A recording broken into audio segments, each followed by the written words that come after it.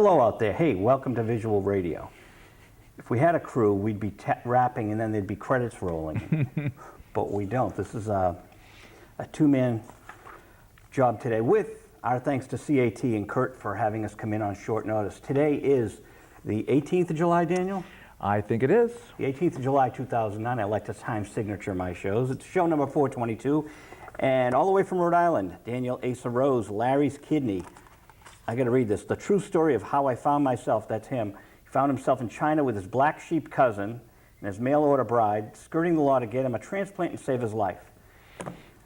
Any more black sheep than Bobby and Jackie? You know, you just brought that to my attention. I can't believe it. I can't believe it. Larry probably had a hand in that somehow. We're going to talk about your book, but I wanted to go after this book, and I come to the station, and lo and behold, Atria and their publicity company sent it here. Bobby and Jackie, a love story. You know what this is about. Unbelievable. It is. So,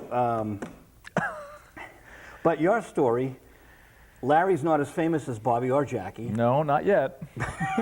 But his book, why Black Sheep? Oh my goodness. Well, you know, when he called me after 15 years of not having spoken to me, I couldn't believe it. And I said, whoa, this is my long-lost cousin Larry? And he goes, yes, I think that's a fair description.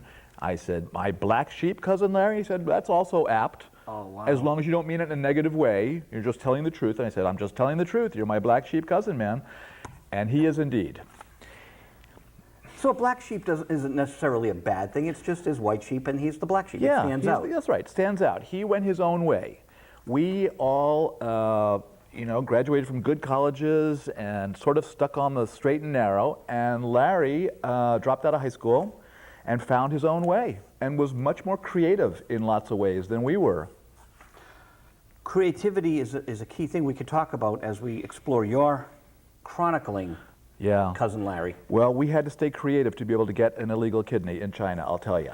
Oh. Yeah. Notice I said skirting the law in China. That was a judicious use of the word skirting. At first I said breaking the law, which is actually more accurate. But Larry said, I'm not going to object to too many things, Dan, but do not put on the cover of our book that we broke international law. So we compromised on skirting the law. Okay, so let's get down to the nitty-gritty. How is it skirting the law? Well, they don't allow Westerners to come in and take organs. Yeah. Now, someone can donate a kidney. In this country. Okay. Yeah, you can donate me a kidney. I can donate you a kidney. We can go to the Brigham and whatever it is right now and have it done. And we can both live. And we can both live. I can do fine with one kidney, as long as I avoid tackle football for the rest of my life. And you can profit from my kidney, and that'll be great. There was nobody who was willing to offer Larry a kidney in this country, and he was told that he had to wait for 7 to 10 more years on a waiting list in this country, meaning every other day, 5 hours of dialysis. And if you've ever known anybody on dialysis, it leaves you with it's terrible. It's totally draining, totally enervating.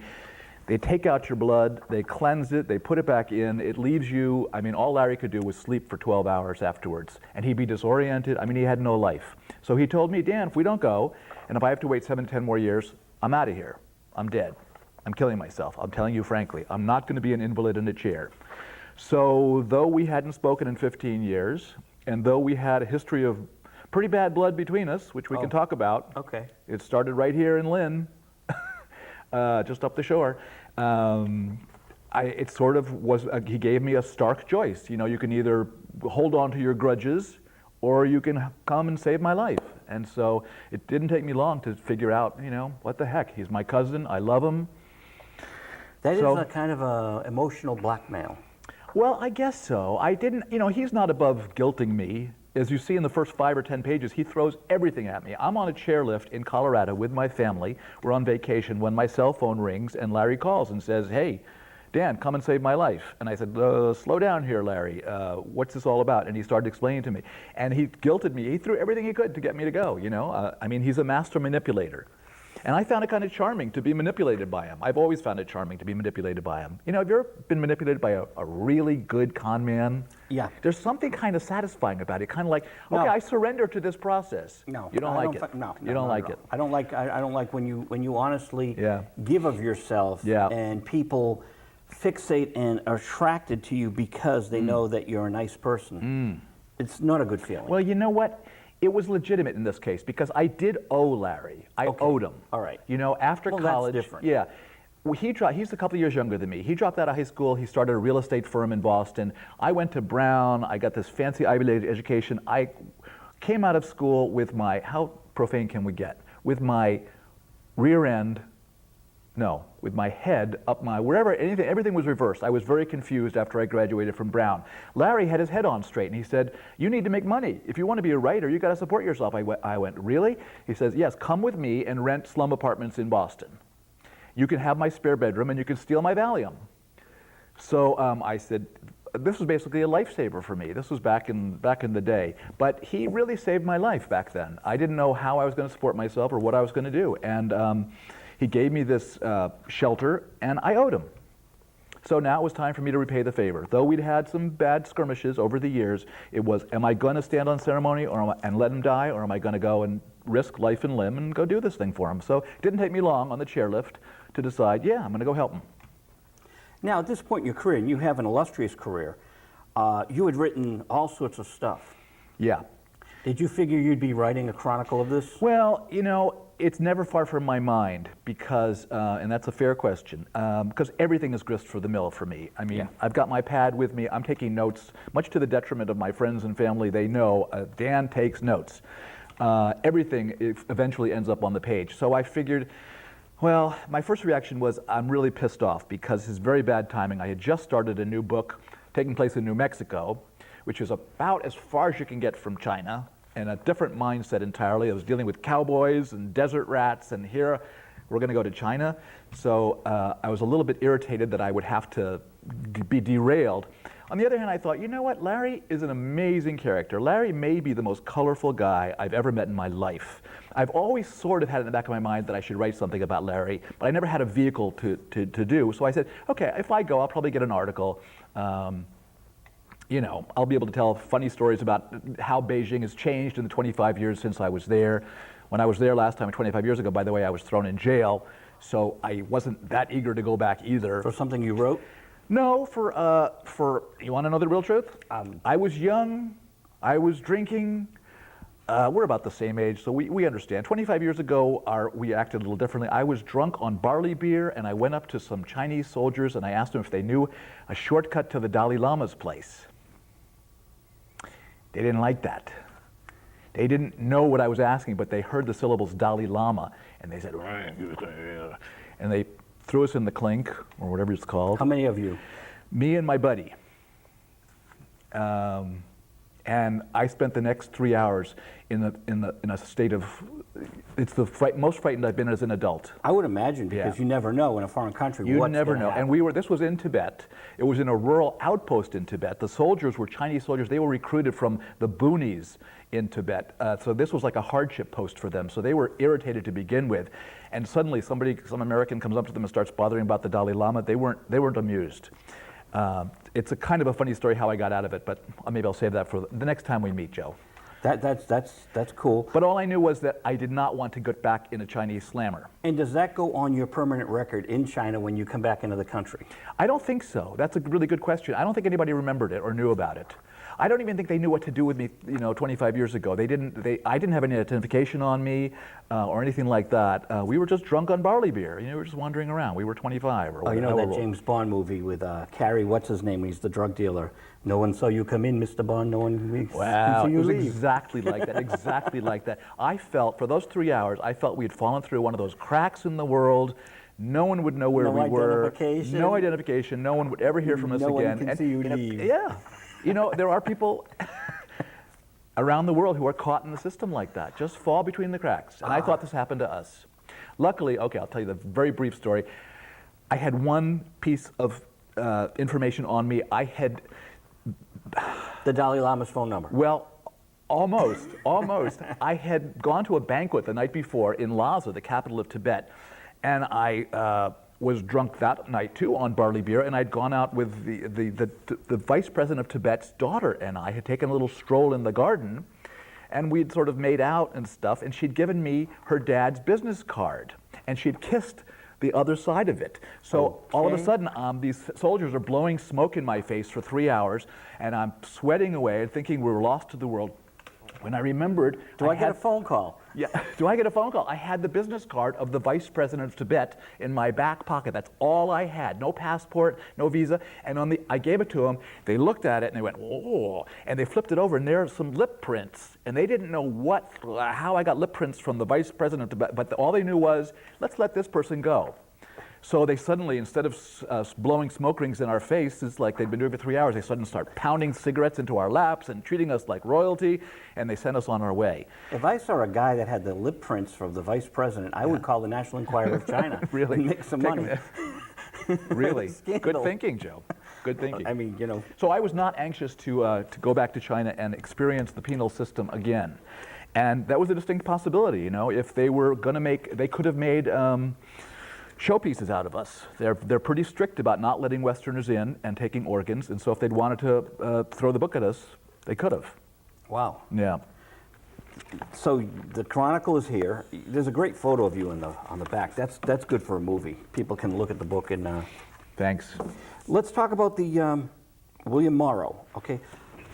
Yeah. When we have musical guests on, for the past 17 years, we've been asking the demo that got the deal for musical artists. Yeah. New demos are usually different. Yeah. What was the demo that got the deal for Larry's Kidney? Oh, well, it was a proposal. I basically, you know, as I said, I figured I'd probably get a little article out of it. And, but once I got over there and Larry started being Larry and China started being China, it suddenly started becoming really comical. That sounds like a toxic mix. It was toxic, but it was funny. It was really funny. I mean, once Larry was not eating once we got over there, and I'd say, "When are you going to eat?" And he said, "I'm eating back in my room." And I went back to his room, and he opened up a suitcase, and there are boxes and boxes of Girl Scout cookies. He had loaded himself up with Girl Scout cookies against the possibility that he might have to sample the native cuisine. He was not about to eat duck's feet. So he was eating, though he's diabetic, he was eating these sugary Girl Scout cookies. Then he proceeded to find the only KFC within like a 10-mile radius, and he had 3 meals a day catered to him in the hotel. There was a KFC there. Oh yeah. So I it's started getting thinking. very American. So it's getting very. China is a mix of very American and very ancient Chinese. It's a strange never land. It's really odd. That's why your mind is always twisted while you're over there. You can't quite get a hold of it. Some of it seems like home, and some of it is the strangest place you've ever been. Larry had never been outside the country, so he was really disoriented, or misoriented, as he put it. But the comedy started overwhelming us. It was becoming funnier and crazier, even though we were on a life and death quest. So I started taking notes and realizing that I had something bigger by the tail here than a little article. And maybe it would be a chapter of a book, or maybe it would be a whole book. And by the time I came home 2 months later, I had 600 pages of notes. To get to your original question, I told my agent about it. She said, write up a proposal. I wrote up a 30-page proposal. She took it around, and we had an auction, and everybody was bidding. It was great. Nice. Yeah. So then, I mean, and I take no credit for it, actually, Joe. I really honestly don't, because it was, the only thing I take credit for was being in fighting trim as a writer.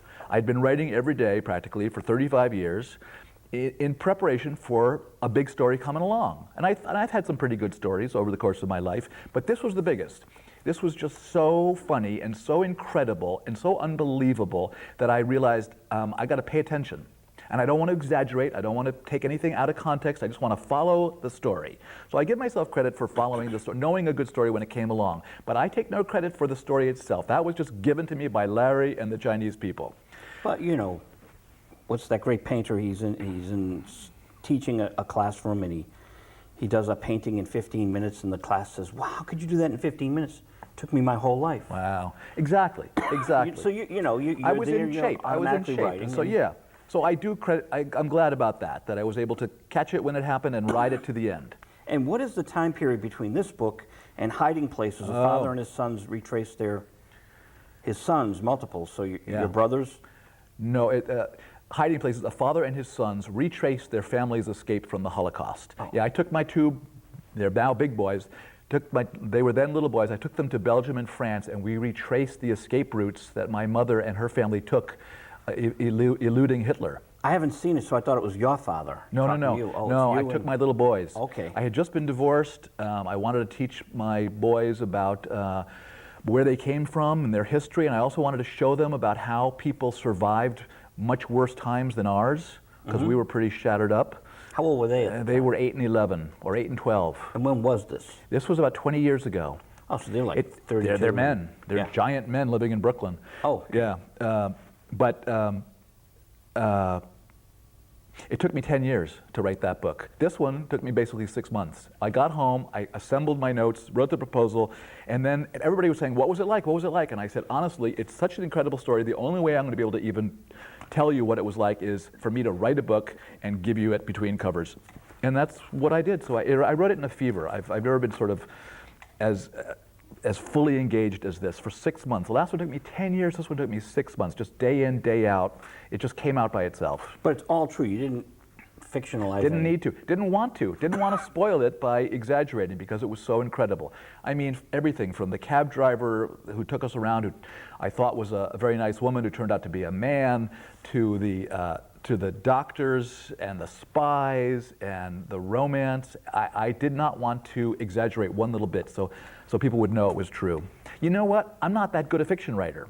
I started out in fiction. I started writing short stories and novels, and I discovered early on in my career that I couldn't keep up with the outlandishness of real life. People tell me stories. If we went out now and went to lunch, you would tell me stories that would blow my socks off. And it would be better than anything I could make up in my head. So I gave up on fiction, and I just started telling my stories and the stories of people that I come into contact with. So all I wanted to do here was respect what was going on and record it as conscientiously as I could. Maybe good fiction writers are delusional. Maybe they need that alternate universe to come up with.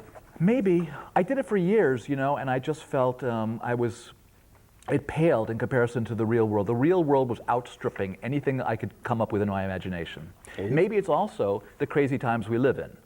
And if if you've got a sense of humor, which you obviously do, and I do, and most people probably out there do, you can't avoid how crazy and outlandish and hilarious it is. I mean, I wouldn't make up a story about a president of the United States sleeping with a big movie actress while his brother is sleeping with his wife. Right. You wouldn't dare. Whoop, let's not go there. Whoops, that's not the one. Oh, wait a minute. Maybe the brother was sleeping with the movie actress and the wife. Oh, and then Hollywood comes in too, so it gets all confused. So these brothers are really sharing. Well, maybe. Where does Marilyn figure into all this? That's what I said, movie Oh, actress. yeah, okay, movie actress. Okay. Sharing. I didn't mean share. Oh, okay. I said sharing. Okay. Cher was too young. Right, too, yeah. She was a baby then. She was singing at 63. She was singing on "Be My Baby," believe it or not. Wow. Did you know that? I've got her on a podcast. She and Sonny, they were so good. They were so. Did you ever go to Sonny's restaurant in Palm Springs, I think it No. is? It's a trip. It's a trip. It's got this copper-colored bar and all the trappings of Sonny and Cher. He was something else. And he went on to become a senator and everything else. Congressman, I believe. Congressman? But Sonny was Phil Spector's promo guy, I believe, and he was also a good drummer. Sonny was a drummer? I believe so. Really? That makes sense. But he was the promo man for Phil Spector, I also believe, and that's how Cher got on "Be My Baby." She's in the background singing on the Is Ronettes. that right? On the Ronettes? Yeah, that's like her first hit. Wow. A lot of people don't know these trivia things. No. Wow. This was a music show, and we go back to music. Yeah. But now we talk also to people about even people who travel to China Yeah. and do things that are a little gray area. Yeah, a little gray area. The whole thing was gray, you know. Do we have a right to go to the third world and try and get an organ? The whole thing was murky, and in the beginning I was very conflicted about it. I heard the stories here, you know, that maybe the Chinese kill people, maybe they kill innocent people for their organs, and I was very conflicted. When you've got 1 billion people on a piece of land, Yeah.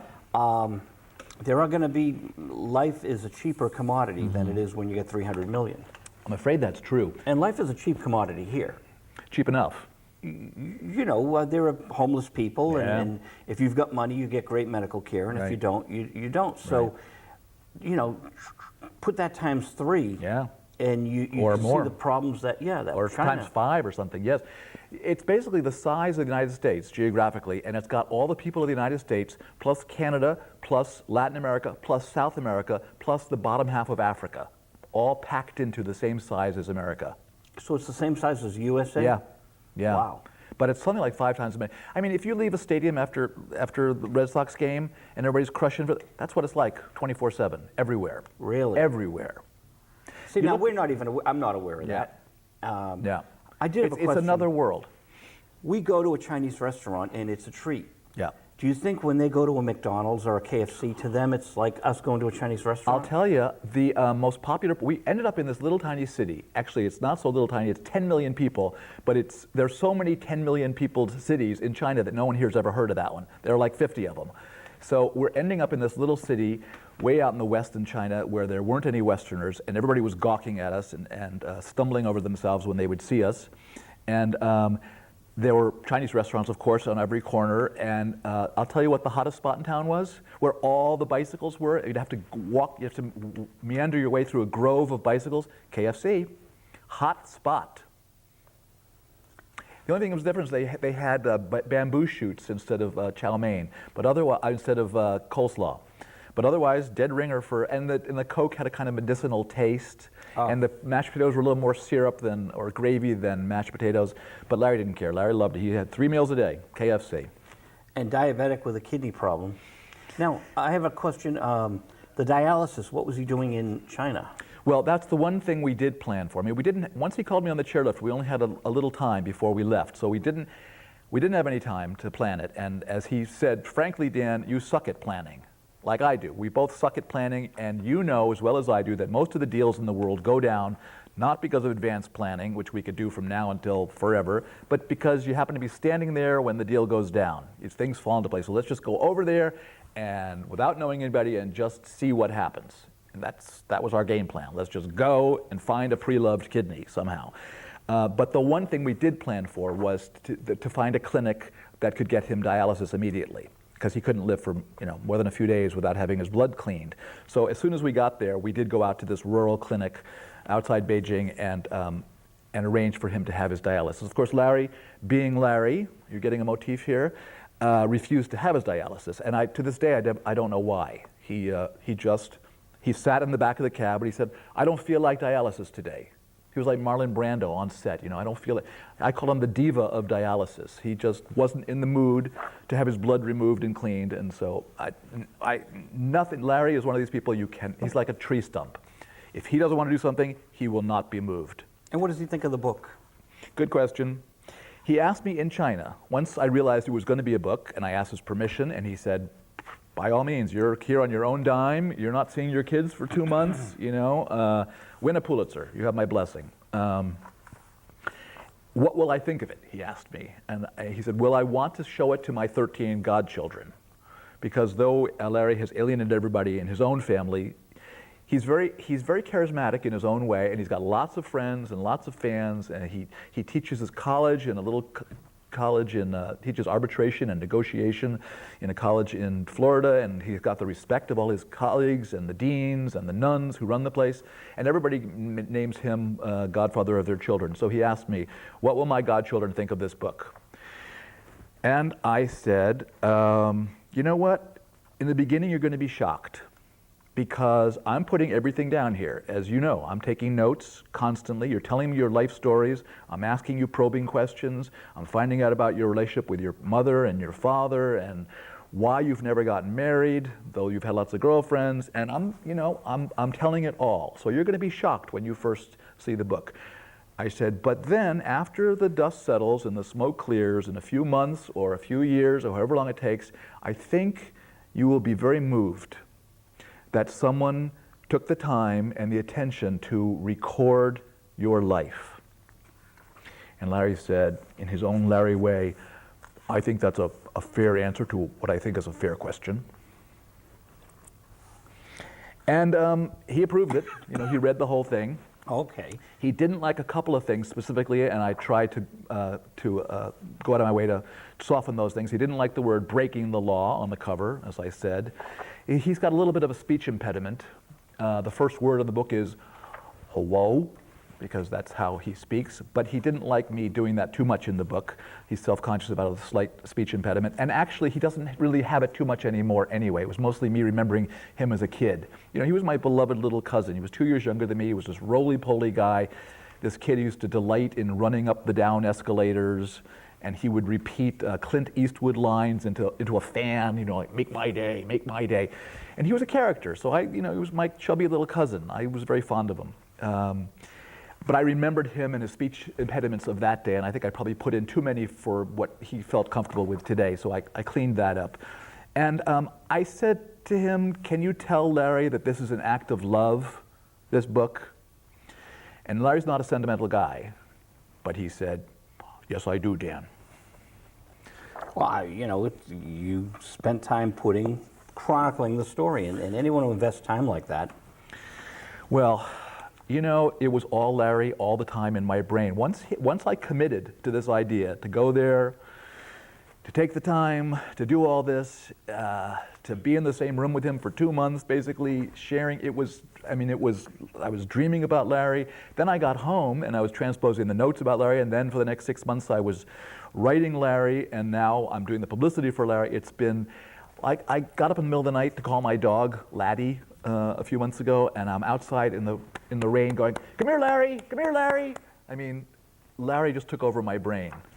Your dog, you don't really have a dog, Larry. No, I have a dog, Laddie. Laddie. Okay. Laddie, but in my brain, everything was Larry.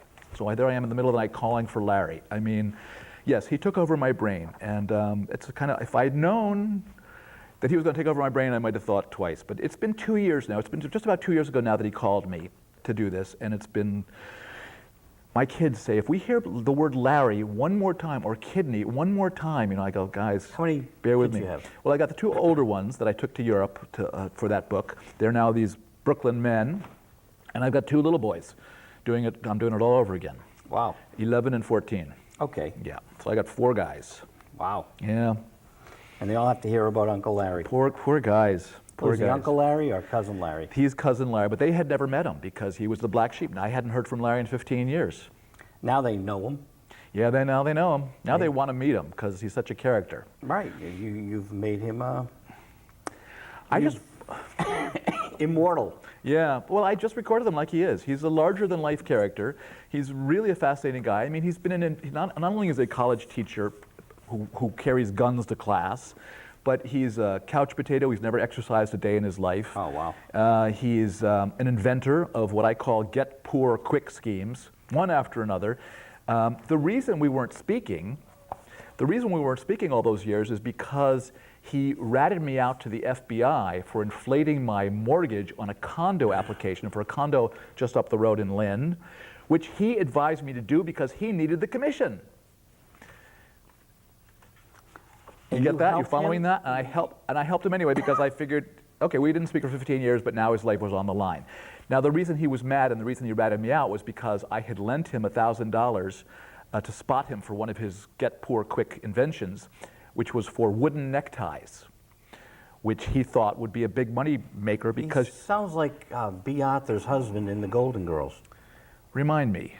You know The Golden Girls show? Yeah, I remember B. Arthur. B. Arthur was he an inventor? Well, he had all these crazy schemes to make money. So yeah, what were some of them? Do you remember? Stanley Spornak.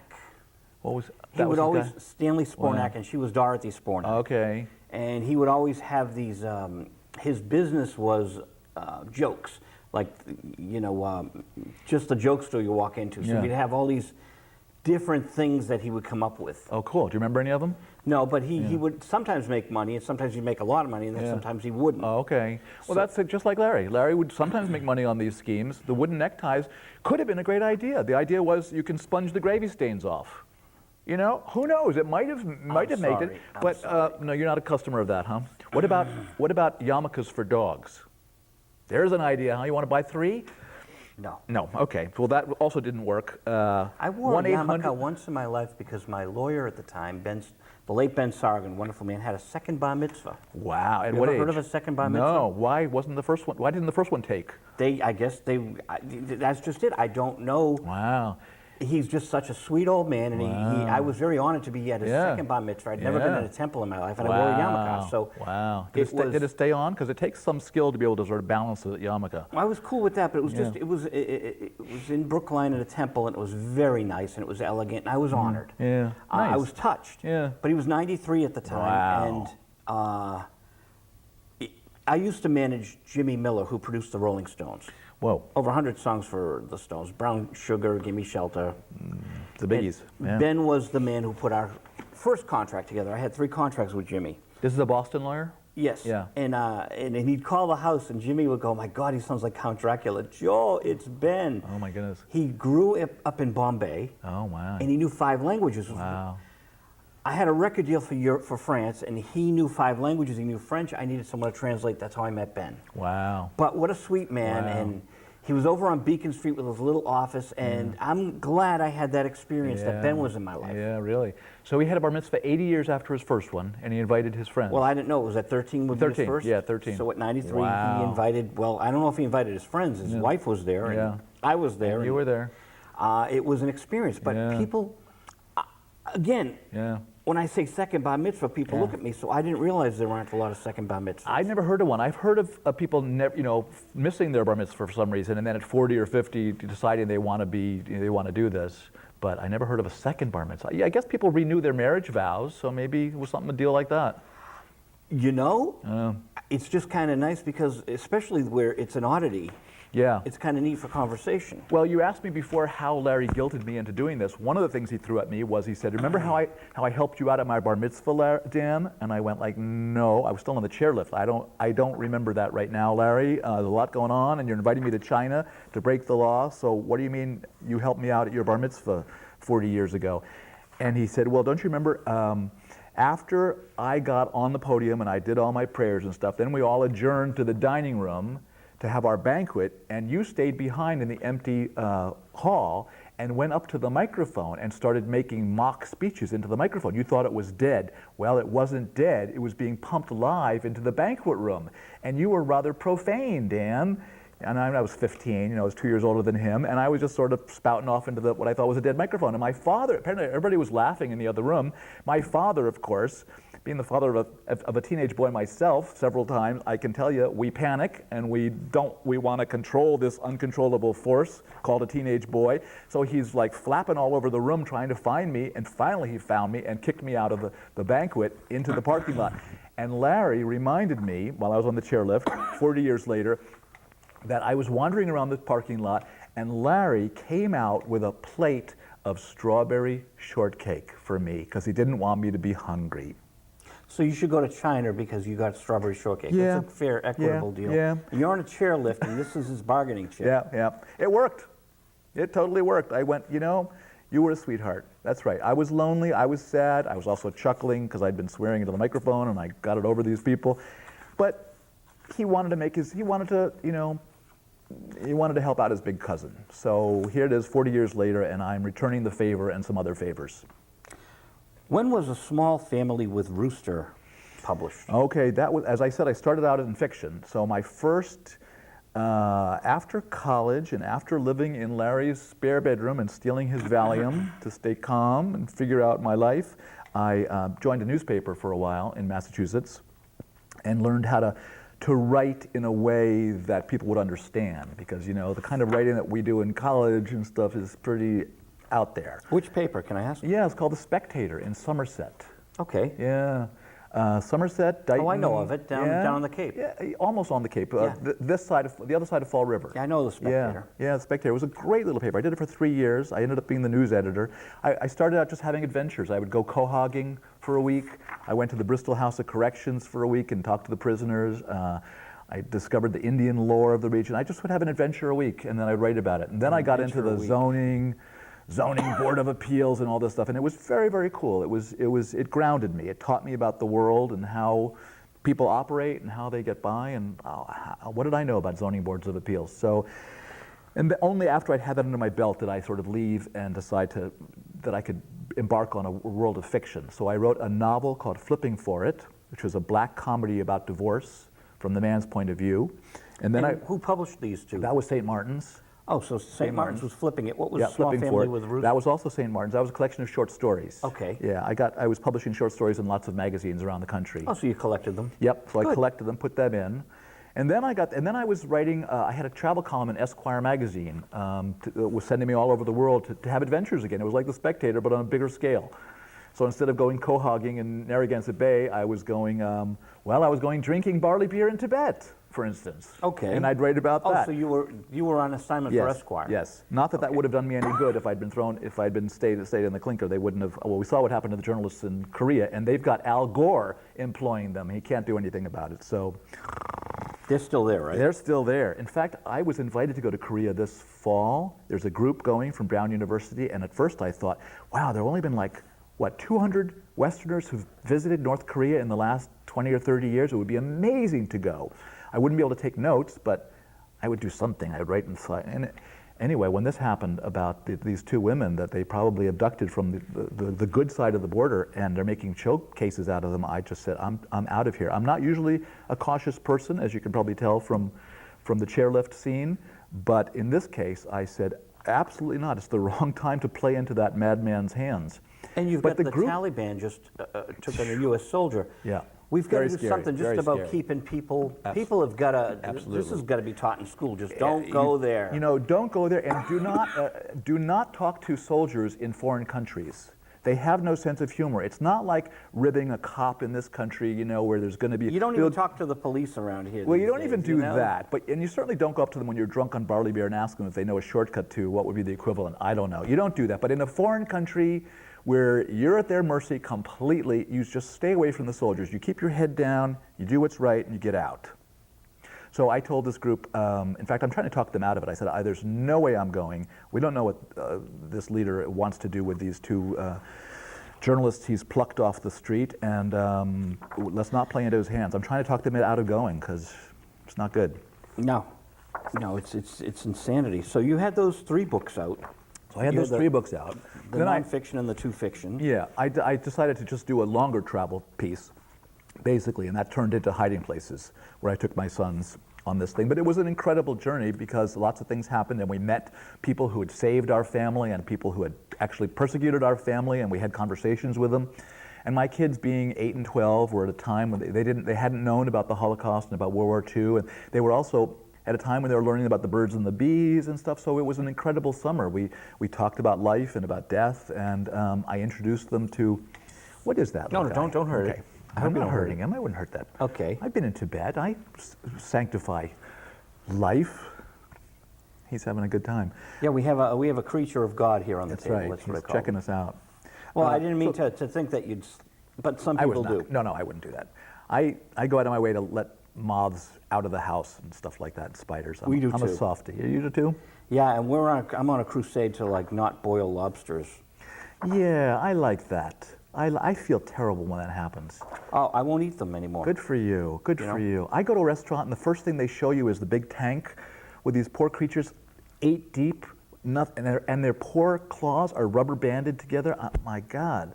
Oh, it's barbaric. If you have any humanity, it's like, how can you have an appetite after that? Then you go and sit down and you go like, I'll take the big.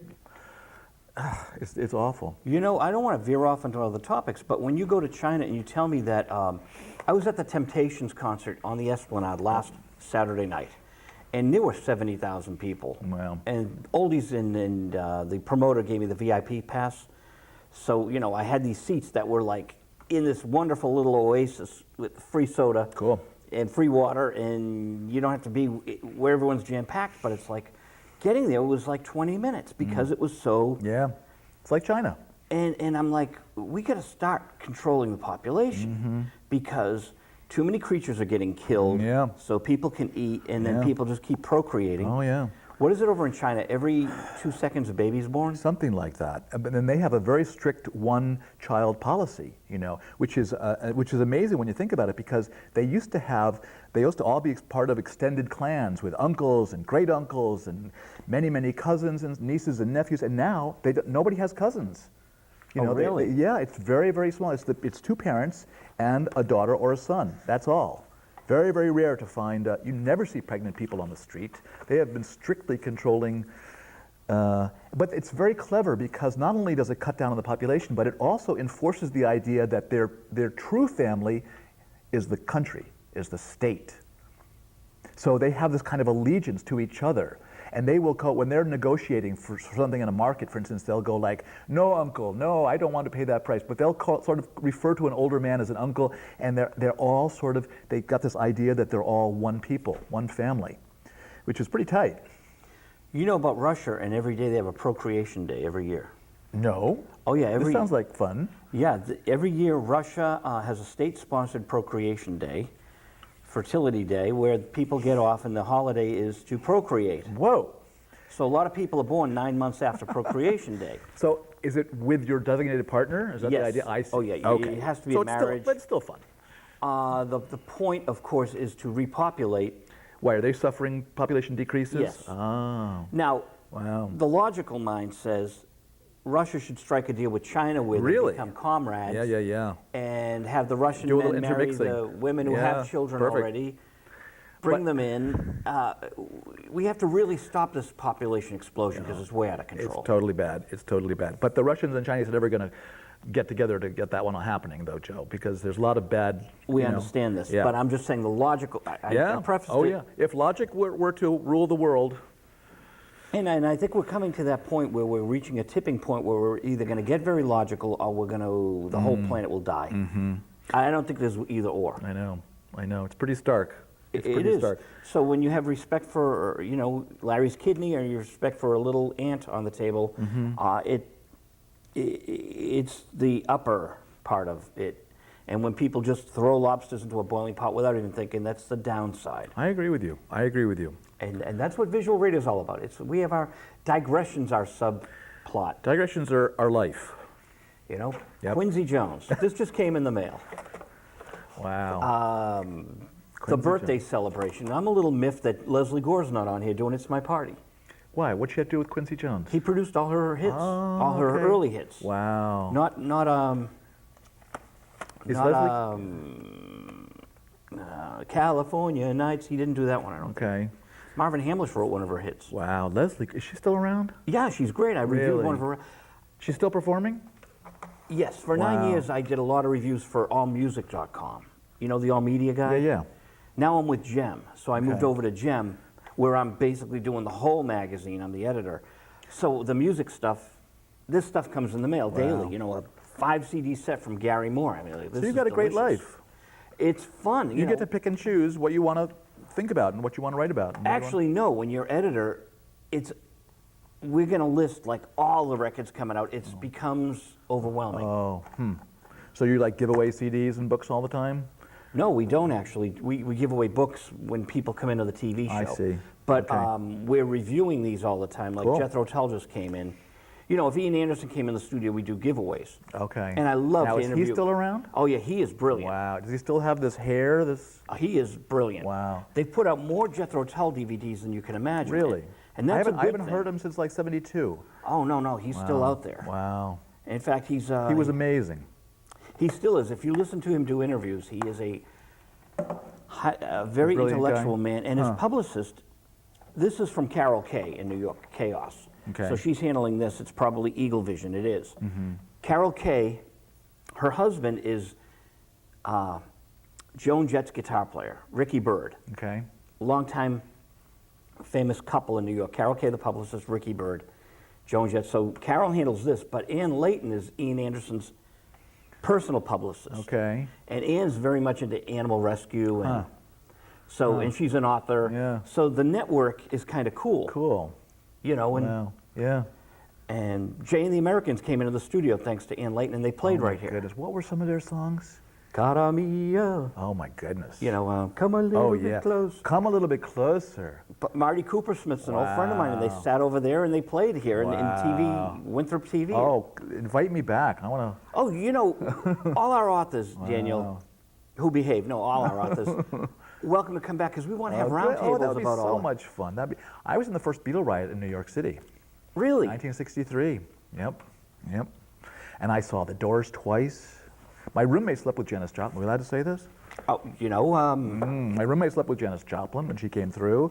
where did she come to? She came to Brown for spring weekend, 1969, I think it was, and Spiz was dancing in the front row, back and forth, and she sort of said, "I like the way you're dancing." So he went up to her afterwards, and she said, "Well, I'm staying at a Holiday Inn, and I got my Southern Comfort." So they adjourned to her room, and Spiz, this was 1969, when Well, let's say people didn't shower all that often. My roommate was famous for sort of carrying a monkey around on his Superman sweatshirt and not bathing all that often. What they said about hippies was kind of true. So he said, I think, Janice, before we embark upon our adventure, I'm going to hop into the shower because I noticed you have running water in your bathroom. It's a good commodity. So she said, be my guest. He went. When he came out, she had passed out on the bed. Wow. So he had a dilemma. Do I go back? How do I go back and tell Dan that I was with Janice and we did not consummate our relationship? So anyway, the upshot is that he said that 6 months later she wrote the song "One Good Man" in his honor. Take that as you will. Interesting. Yes, but needless to say, he woke her up. That was his decision. One Good Man, that was the Cosmic Blues Remember album. that? I'm a huge Joplin fan. Yeah. I'm trying to figure out what month this was because come Woodstock, John Till had replaced Sam Andrew. Okay.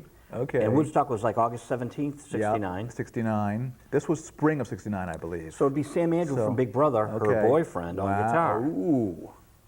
Uh-oh, Spiz, you hear that? Is he still around?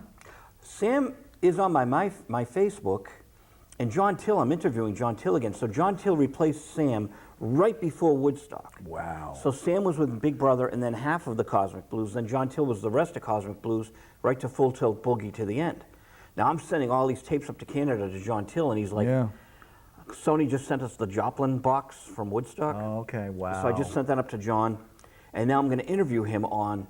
So Janice's guitar player we'll talk about. Wow. And then we're going to talk about all the other stuff John does. That's great. That's great. This is fun stuff. Oh, I guess so. So what do these guys do in the decades following their celebrity? Oh, they come on visual radio. All the doors have been on visual radio. Well, is that right? John Densmore and Rob Krieger by phone. Wow. No, Krieger we have on tape from in the hotel, but Ray Manzarek came right in the studio and played "Light My Fire" before the show begins. Oh my goodness! I'll mail you a DVD. I would love that. But you're local enough, so you can come up and. I would love that. I would love that. The door is always open because we are talking about Larry's kidney, but isn't this fun? We got to veer off. It's just part of the whole. Well, that's the secret of having a good time, and you know it. And that's the way I did Larry's kidney. It's like.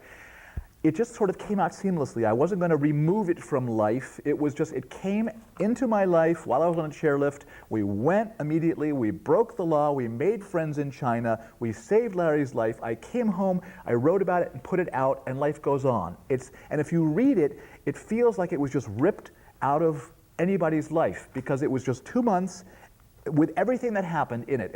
I like to say that it still has the dust of China on it. I mean, it just feels like the real thing. But I'm not upset there's no CD in back with like all your secret recordings. There was a secret recording of me and the soldiers in that cell 25 years earlier because my friend Everett Potter, who's kind of a famous travel writer now, had the presence of mind to put his tape recorder on towards the end. So I would love to have somebody translate it someday. It's the actual. You have it. He has it. It's the actual. Me bringing out the card and them exclaiming like, why is the vice president of Tibet kissing this man? They didn't know about the daughter.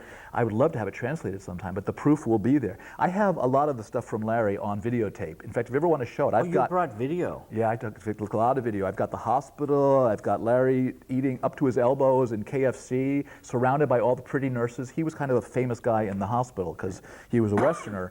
And Westerners weren't allowed, so all the nurses were posing with him for pictures. And well, if you like this, when you get the DVD and you like this, you can come back and we could do a part 2. And I'll show you some videos. With the videos. Oh, that would be very cool. Sure. Very cool. Because you know this neck of the woods and where we are. Yep. And we have a lot of fun on visual radio. So we I like see. it to keep, Yeah, it's great. To snowball. Yeah. Now, you eventually got to write your memoirs. Well, this is a piece of them, yeah. So when you do your memoirs, and you can excerpt Larry's kidney, but that CD from China should be in the back. Yeah, you're right. With a translated version. Yeah, really. Yeah. I'd like to know just for myself what they were saying. It was like, holy, who are these people? We've caught big fish. We must let fish go. Now, we're almost out of time. Okay. Could you read from your book somewhere? Sure.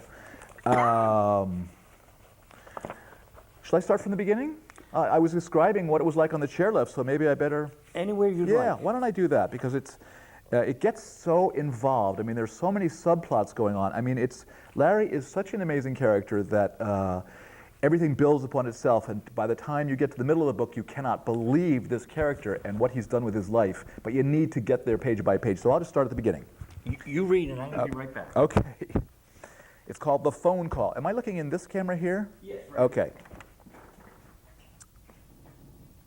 Hello? Hello, who's this? Hello, Dan? Yes, who's this, please? This is Larry, Dan. Who? Larry, your cousin. Whoa, my long-lost cousin Larry? Yes, Dan, that's a fair description. I deserve that. I take full responsibility for being out of touch. My black sheep cousin Larry? That's also apt, so long as you're simply stating a fact and don't mean it in a negative way. Where did I catch you? Actually, Larry, I'm on a chairlift in the Colorado Rockies, Larry, a couple of miles above sea level. In the middle of summer, I'm somewhat dubious.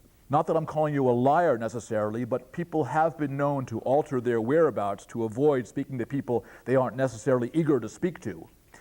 I'm with my mountain bike, Larry, about 50 feet in the air, overlooking miles of ski trails that double as bike trails in the summer. There, you see, I'm not dubious anymore. A perfectly cogent explanation. Some family members who will go unnamed, except that it's Cousin Burton, consider me an unreasonable man, but I just object to being lied to or considered an idiot simply because I dropped out of high school instead of taking the standard family route of going to Harvard or Brown, which you never did. Never did what? Considered me an idiot, at least to my face, which is one of the reasons I always looked up to you, even though you did go to Brown. Are you alone? No, I'm on vacation here with my wife and 2 sons. I heard you got remarried. I've been meaning to call you. Congratulations. Well, that's 14 years ago now, Larry, but thank you. Where are you? I'm under my blankets in my Florida condo. I haven't come out for 2 days. Well, what are you doing there? I'm squawking, Dan. You're what? We're passing over some sort of radio tower or something. What'd you say you were doing? Squawking. What? Dying, Dan. I need a favor. Click. The line goes dead. So that's the opening couple pages, and it gets funnier and it gets more incredible by the page. And again, I don't take credit for it. It's just something that happened, and all I tried to do was record it with as much honesty and local color as I could. And that's the way the best things happen, I think. You know, if you force things, if you push them, Like I'm doing right now. like you're doing with that camera, readers feel the strain, you know, and if you just let it rip, you know, we're about the same age, we've lived a long time. In the beginning of my career, you know, I felt I had to frame things a certain way and I had to, now I understand, you just let life rip and it's going to be the most true and people will be able to relate to it the best. And this is a book that's so far out of most people's experiences, going to China, committing an illegal act, saving a black sheep cousin, and yet when you read it, you'll say, this could have happened to me, this could have happened to me. But wasn't that cool having like production in-house? Because it's just fun. It's just part of life. And instead of having like, you know, we have a crew up in Haverhill when we do it in Haverhill. Yeah. It's all very precise. Yeah. But I feel very, as much as I love it, I feel very like restricted. And here, I don't mind. Here, that's wonderful. You know, that's what people keeps it watching- so fresh. That's what keeps it fresh. People watching can say, hey, you know, these guys are really like laid back about this. Yeah. Well, remember Soupy Sales? Yeah, Remember sure. Soupy Sales when he came out? He was such a breath of fresh air. This was like 65, 66. You were just a kid. But remember, he used to have his cameramen sort of, you'd see him occasionally, you'd hear them laughing at his jokes and stuff, and that was so refreshing. I think it was revolutionary. So you've just brought it to the nth degree, Joe. I remember Soupy Sale's sons backing up David Bowie and Iggy Pop at the Harvard Square Theater. Soupy Sales' sons? Yeah, they backed up Iggy. They were Iggy's band for a while. Wow. Soupy Sales' Hunt sons. and Tony Sales. Wow. Hunt Sales and Tony Sales. I never heard about See, that. when you talk to a rock critic, Yeah, I guess so. see, you tell me about Soupy, I'm telling you about his sons. Wow. That's incredible. It is, and pick up Lust Soupy for Sales' Life. sons. Yeah, with David Bowie and Iggy Pop. Wow. So they had to be very talented for I guess those so. guys Yeah, to yeah. say, yeah, you play Wow. with us. Wow. You know. So you picked up his informality and you've taken it forward. And no, I've picked up my own informality, Oh, and okay. you know, but it's conversation and visual radio because you can shut off the camera and this is still a good audio. I get it. I get it. So if you're out of the room, you That's can turn up wonderful. and you can That's listen wonderful. to Daniel. Yeah.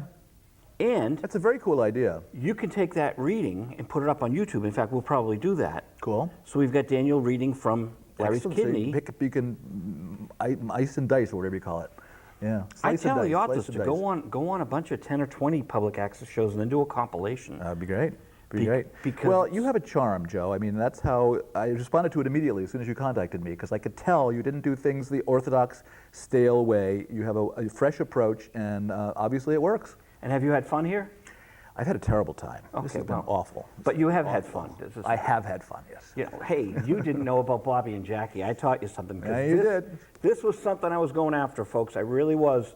We'll have to have the author, C. David Heyman, on now. That should be Yeah, fun. man. You can ask him anything. J. Randy Taraborelli's been on. Who's that? J. Randy Taraborelli did a Jackie book. He did Michael Jackson. Oh, okay. And Stephen Davis did Moonwalk. He's You should have a him Boston back now. author. This is very timely. Yeah, Yeah. both of them. Yeah. We get some Kennedy books because it's Kennedy Town. It up here. sure is. People And, still love Kennedy here? I vote for him. Yeah. Okay. I vote for Ted. Okay. I think he's a great man. Yeah. We all have flaws. We're all flawed human beings. Yep. But Ted Kennedy has done an awful lot for the world. Yep. And you've given the world a contribution here with Larry's Kidney. Well, thank you.